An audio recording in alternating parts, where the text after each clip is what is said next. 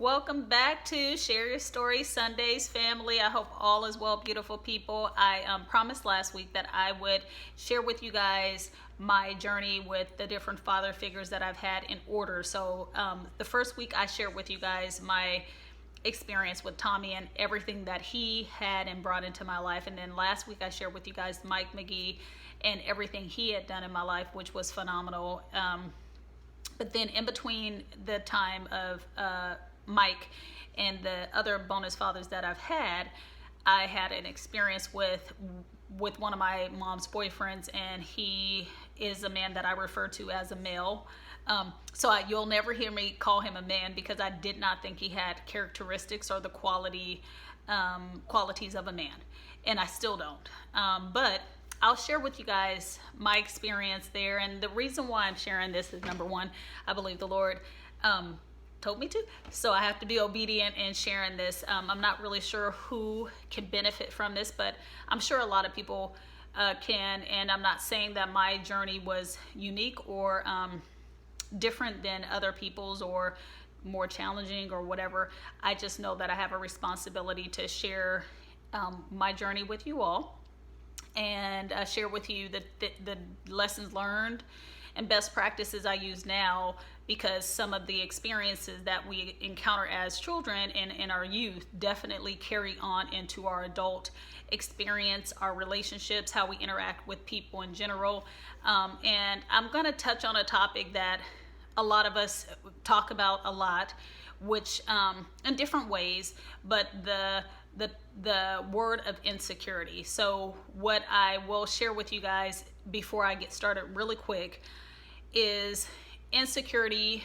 I kind of broke that word down a little more for myself just to process. That's just what I do. I try to simplify everything to the best of my ability. But when I think about insecurities, I feel like insecurities everyone has insecurities. And oftentimes when someone speaks of, oh, that person's insecure, we tend to get it defensive because it is not a positive word per se.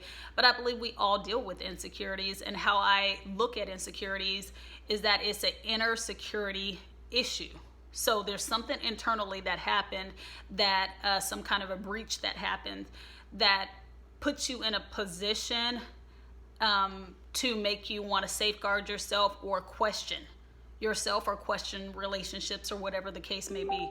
And that inner security breach that happened, whether it was in your childhood or in a current day relationship or encounter or whatever, it causes you to either build walls or causes you to be on alert if something happens and that is triggered. So I believe everybody has insecurities.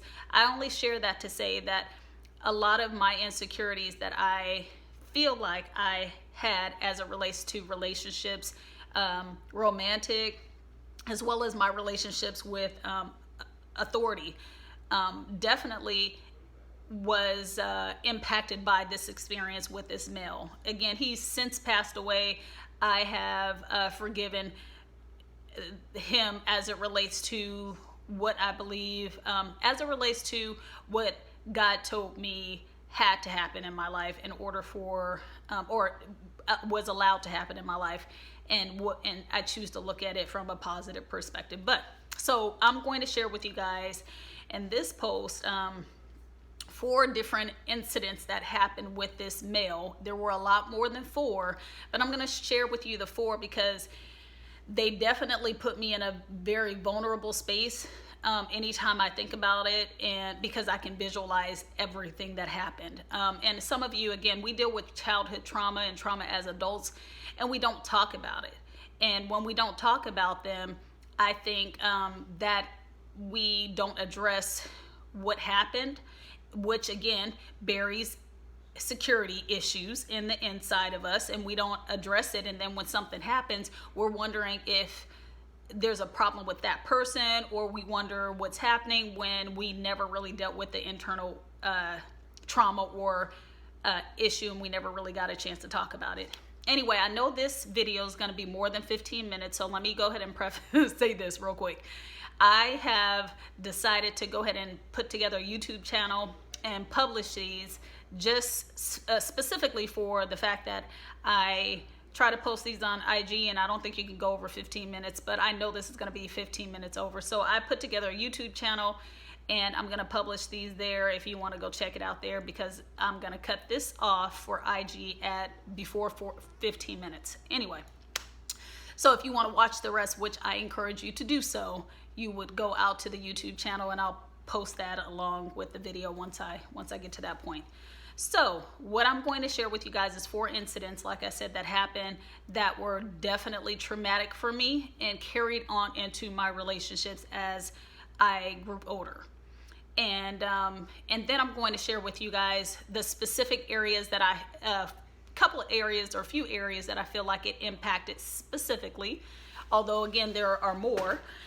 And then some things that I feel like I've lessons learned and best practices that I use to try to make sure I manage them and manage the insecurities that I have, to make sure that they don't manifest in a way that's counterproductive, that impacts someone else, that makes another person feel like they have an issue when it's really something that I'm dealing with, and I haven't found a way to process it, or I haven't spoken about it. All of those different things. So again, this male, he held a role in my life that could have had a potential to be positive, but he chose not to maximize that. And then for the men out there that listen to this, if you're challenged in any of these areas, I would say if you're still alive and you know that some of these things are applicable to you, definitely make sure that you get yourself some assistance so that you can start dealing with the internal breaches and insecurities that you have in the inside, so they don't manifest and impact somebody else, like a child or another woman or whoever, right? And then if it's a woman who's dealing with this, because I believe women can be the aggressors as well, definitely get yourself some help as well. Problems, guys, problems do not age well, right? We all know that, but we still tend to not deal with problems head on because we are uncomfortable with dealing with them. But I believe we all have the ability to be courageous and deal with different things. And I think whatever we practice, we become better at. So courage is a good thing to practice. Anyhow, so this individual that I mentioned, my mother was with him for years, and again, my mom dealt with a lot of childhood trauma as well, and so she had an extreme amount of insecurities in the inside. Yes, she did come across, and she was very much herself, unapologetically, and definitely a force, and had confidence in certain areas, but some of it, there was a lot of areas that she was extremely insecure around. And when you have domestic violence situation, I believe that is a sign of an area where you definitely don't feel secure, you don't feel protected, you feel violated. And when you allow not only yourself to go through domestic violence incidents, but you allow your children and other people to be subject to that, there are some things that you definitely will say that you're struggling, or you feel that you don't feel confident or secure enough to actually walk away, or sometimes it is something you're so used to that you allow to go forth, and you don't feel like you can be loved without chaos, which is incorrect as well. But I won't even go down that path, because again, I told you guys I like to have conversations, because I think that meaningful conversations are important and missing nowadays. Anyhow, so she dealt with this guy. I think I was in 2nd grade to probably 4th grade. But the 4 incidents that I'm going to share with you, you guys, I have been struggling this week a little bit emotionally to talk about some of these things. So I kind of tried to write myself some bullets so that I didn't forget to tell you guys what particular incidents that I wanted to refer to, because again, I wanted to stay focused. So the first incident I'll tell you guys, I call it the TT Minor Walk. So in Seattle, we have a school in the Central District, and it's called TT Minor. And we were walking to past TT Minor, and my mom and this guy that she dated was having a really good conversation. It seemed like they were having fun from my perspective as a child. Again, I was in third grade, maybe probably second grade, second or third. Anyhow, they're laughing, and she's smoking a cigarette, and he's smoking a cigarette, and they're just laughing. And all of a sudden, in the middle of her laughing, he backhands her, and she falls to the ground, and he starts going off. Now, guys, I don't remember the details of why he was going off, but all I know is when he slapped my mom, I remember the cigarette flying. I remember her hitting the ground, and I did not know what to do. And so I went to her, and I tried to help her up, and he's cussing and everything. He doesn't even pay attention to me, but he's cussing, and I'm trying to help her, and she's like, "Why'd you do that?" And he's saying something. Anyhow, that is one incident that really, how that impacted me really quick was that I realized that things could change in a minute. And even though people are laughing and having fun, it could turn into a chaotic situation and a dangerous situation very quick. So don't get used to laughter, which is not healthy, because that impacted me a long time. The next thing was, I titled Rainier and MLK. And so there is a store that used to be in Washington that was called Chubby's and Tubby's. And if you're from Seattle, again, you know what that is. And so there was a apartment my mom and I were at with this guy. And again, they were in there. We didn't live there. It was my mom's friend's apartment, or their mutual friend. And they were all talking and probably drinking and whatever. I don't remember any kids around really, but myself in that particular incident. But it got crazy real quick, and he starts beating up my mom. And so they're fighting in the kitchen, and my mom's trying to defend herself, but he took off his boot, and he had on cowboy boots. And he took off his boot, and he starts beating her in her face with the boot, with the heel of the boot. And all I know is I just saw blood go everywhere, and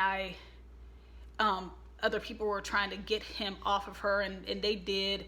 And my mom, we tried to get her in the bathroom, and she was looking at her face and was trying to clean it up, but they were like, "Vivian, you need to leave, because he's gonna come after you again." So we couldn't clean the blood off of her. So we left, and we caught the bus that came right after we left. And so